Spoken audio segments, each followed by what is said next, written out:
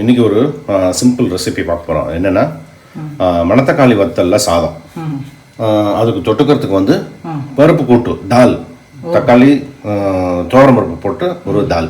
So இது வந்து ஒரு கப்பு கலைஞ்சி வச்சுருக்கேன் துவரம் பருப்பு.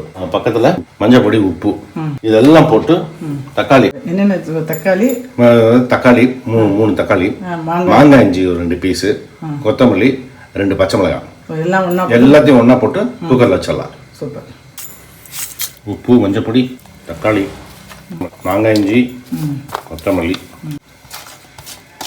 மீடியம் ஃப்ளேமில் ஒரு 2 விசில் சாதம் வச்சுருக்கேன். இப்போ மணத்தக்காளி வதக்கிக்கலாம். இதில் வந்து ஒரு 2 ஸ்பூன் நெய்,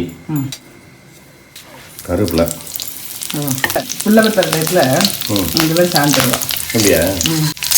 இது பூண்டு பிடிக்கிறா என்ன பண்ணுவாங்கன்னா இதோட பூண்டும் ஆட் பண்ணிப்பா. ஆட் பண்ணி இந்த சாதம் வச்சுப்பா. நிறைய நெய் போட்டு, நெய் கொஞ்சம் இது நிறைய நெய் விட்டு வச்சுருந்தோம்.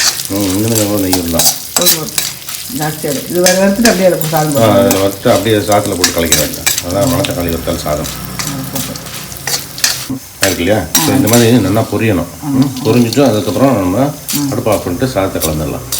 உப்பு உப்பு வேண்டாம். இதில் கொஞ்சம் உப்பு இருக்கும்.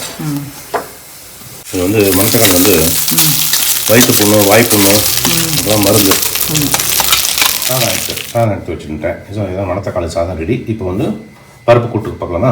பருப்பு கூட்டுக்கு தாளிக்கணும். பருப்பு கூட்டுக்கு தாளிக்கிறதுக்கு நெய், கடுகு, ஜீரகம் ஒரு ஸ்பூன் எடுத்து வச்சுன்னு நம்ம தாளிச்சுடலாம்.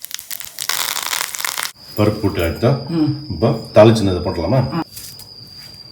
மாங்காய் இருக்கிறதுனால டேஸ்ட் நல்லா இருக்கும். ஆமாம். இப்போ சாதத்தில் வந்து மணத்தக்காளி இருக்கிறதுனால உப்பு அதில் இருக்கும். உப்பு தனியாக தேவையில்லை. ஸோ இதுக்கும் இந்த தால் கூட்டுக்கும் மணத்தக்காளிக்கும் காம்பினேஷன் நல்லாயிருக்கும். ஆமாம், பார்த்தாலே சாப்பிடும் போது நல்லா இருக்கா? தேங்க்யூ. தேங்க்யூ.